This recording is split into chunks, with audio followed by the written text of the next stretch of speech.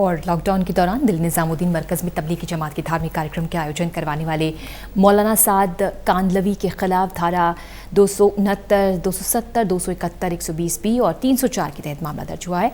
इसका खुलासा करते हुए बीजेपी के पूर्व सांसद और एडिशनल सॉलिसिटर जनरल सत्यपाल ने बताया कि मौलाना साद कांदलवी को 20 साल कैद, जुर्माना या उम्र कैद तक की सजा हो सकती है। इस बारे में बीजेपी के पूर्व सांसद और additional solicitor general Satyapal Jain से खास बातचीत की हमारे सहयोगी अनिल कुमार ने।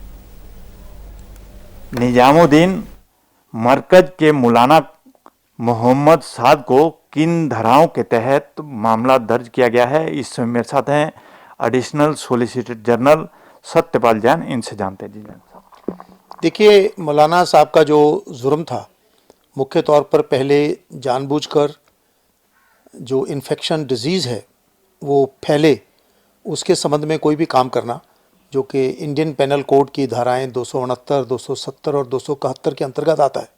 आप जानबूझकर या अनजाने में कोई भी ऐसा काम करते हैं जिससे कोई भी संक्रमण वाला रोग फैलता है या क्वारंटाइन के ऑर्डर की आप अवहेलना करते हैं, तो इसके अंतर्गत उनके खिलाफ केस दर्ज किया गया था। इसकी सज़ा 6 महीने से लेकर 2 साल तक और जुर्माना, दोनों इसकी सज़ाएँ हैं। इसके साथ साथ धारा 120P जो षड्यंत्र के साथ डील करती है। किसी ने सीधे तौर पर भले ही अपराध ना किया हो, लेकिन अगर उस अपराध के करने के षड्यंत्र में वो शामिल था तो कानून के अनुसार वो भी उस अपराध का सज़ा लेने का पूरा भागीदारी होता है।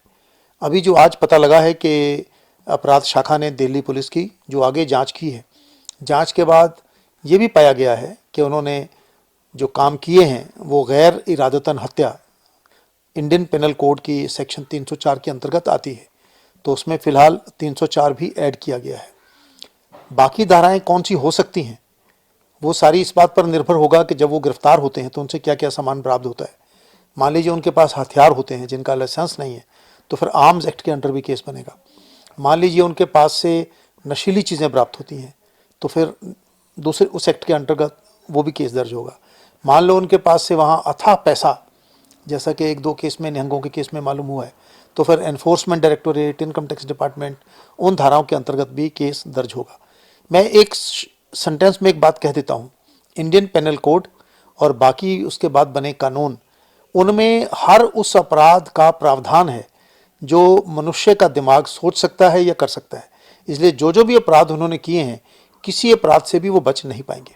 जैन साहब, जो धारा 304 लगाई है उसमें कितने साल की सज़ा हो सकती है? उसमें उम्र कैद हो सकती है। उम्र कैद हो सकती है, किसी की मृत्यु होती है आपके किसी काम के कारण तो मृत्यु हो सकती, 20 साल की सज़ा हो सकती है, जुर्माना हो सकता है, और साथ में ये नॉन बेलेबल है। यानी जो पहली धाराएं थी उसमें गिरफ्तार होने पर पुलिस आपको पुलिस स्टेशन में SHO या इन्वेस्टिगेटिंग ऑफिसर आपको ज़मानत पे रिहा कर देगा, लेकिन 304 जो है वो नॉन बेलेबल है। इसकी ज़मानत अगर करेगी तो कोर्ट करेगी। अरेस्टिंग ऑफिसर जो गिरफ्तार करता है वो इसकी ज़मानत नहीं कर सकता, और ये बहुत ही सीरियस अपराध होते हैं जो नॉन बेलेबल हैं, ताकि जो अपराधी है वो बहुत जल्दी अपराध करके ज़मानत लेके भाग ना जाए। जैन साहब, जिस तरह मौलाना साद अभी तक सरकार की गिरफ्त में नहीं आए हैं, अगर उनको कोई शरण देता है तो उनके खिलाफ भी कोई कार्रवाई हो सकती है? अगर कार्रवाई होगी तो किन धाराओं के तहत उनके खिलाफ कार्रवाई हो सकती है? देखिए, हिंदुस्तान के कानून के अनुसार कोई अपराधी को अगर कोई व्यक्ति शरण देता है तो वो भी अपराध का भागीदार है। उसको मुलजिम बनाया जा सकता है, उसके खिलाफ सज़ा हो सकती है। वो अगर उसने शरण ही नहीं दी बल्कि वो शरण के षड्यंत्र में भी शामिल है तो उसके खिलाफ भी उन सारी धाराओं के अंदर केस दर्ज हो सकता है जिनके खिलाफ मुख्य अभियुक्त के खिलाफ है, अगर वो कॉन्स्पिरेसी में शामिल है। इसलिए जो भी व्यक्ति उनको शरण दे रहे हैं वो शरण देने वाले इन सभी धाराओं के अंतर्गत जिनके खिलाफ इनके खिलाफ मिस्टर साद के खिलाफ मुकदमा दर्ज हुआ है, उन सभी के खिलाफ भी वो मुकदमा दर्ज हो सकता है।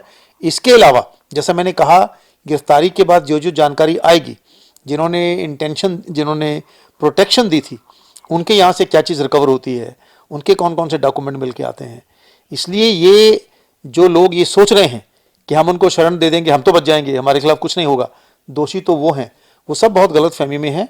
सारे के सारे लोग 120 के अंतर्गत, कॉन्स्पिरेसी में, षड्यंत्र में और बाकी सब धाराओं के अंतर्गत बराबर के दोषी हो सकते हैं। जैन साहब, कितने जमातियों को क्वारंटाइन किया गया है और कितने जमाती पकड़े गए हैं, और जो जमाती नहीं पकड़े गए हैं तो उनके खिलाफ क्या कार्रवाई हो सकती है आने वाले समय में, क्योंकि सरकार ने काफ़ी समय दे दिया है। देखिए, बहुत ही दुर्भाग्यपूर्ण बात है कि जब सारा देश श्री नरेंद्र मोदी जी के नेतृत्व में इस बीमारी के खिलाफ लड़ रहा था और उस लड़ाई में काफ़ी हद तक हम इस कोरोना नामक नामुराद बीमारी को कंट्रोल करने में काफ़ी कामयाब हो गए थे, लेकिन ये तबलीगी जमात का जो कॉन्फ्रेंस हुआ, मरकज़ी जो हुआ वहाँ, उसके कारण से ख़तरा और ज़्यादा बढ़ा है। इसलिए नंबर एक, जो इसके दोषी हैं उनके खिलाफ मुकदमे दर्ज हुए हैं, उनके खिलाफ कानूनी कार्रवाई हो रही है। जहाँ जहाँ ये लोग गए, जिन जिन के संपर्क में आए, उन सबको सबसे पहले क्वारंटाइन किया गया। उनकी तादाद हज़ारों में है, एग्जैक्ट फिगर कितनी है इस समय मेरे पास नहीं है, लेकिन हज़ारों में है। क्वारंटाइन किया गया, टेस्ट किए गए, जो पॉजिटिव आए उन सबकी ट्रीटमेंट हो रही है, चाहे वो किसी मज़हब के हैं, किसी धर्म के हैं, किसी प्रांत के हैं। जिनकी टेस्ट पॉजिटिव नहीं आया उनको अपने नॉर्मल रूटीन जैसे बाकियों के साथ हो रहा है उनके साथ भी किया जा रहा है। ये लोग अभी भी नहीं समझ रहे हैं, अभी भी अपने अपने परिवार के, अपनी समाज की ज़िंदगी के साथ, देश की ज़िंदगी के साथ खेल रहे हैं। सरकारी तंत्र पूरी तरह से सतर्क है।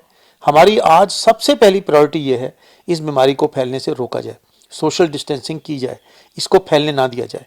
लेकिन इसका मतलब ये नहीं है कि अगर 2-4 दिन, 6 दिन, 10 दिन ये लोग कानून की गिरफ्त में अभी नहीं आ पा रहे हैं तो ये बचकर निकल जाएंगे। बिल्कुल एक भी व्यक्ति बचकर नहीं निकलेगा। हिंदुस्तान का कानून, हिंदुस्तान की समाज, हिंदुस्तान की न्याय प्रणाली, हिंदुस्तान का संविधान, हिंदुस्तान की जनता ऐसे लोगों को बिल्कुल माफ़ नहीं करेगी।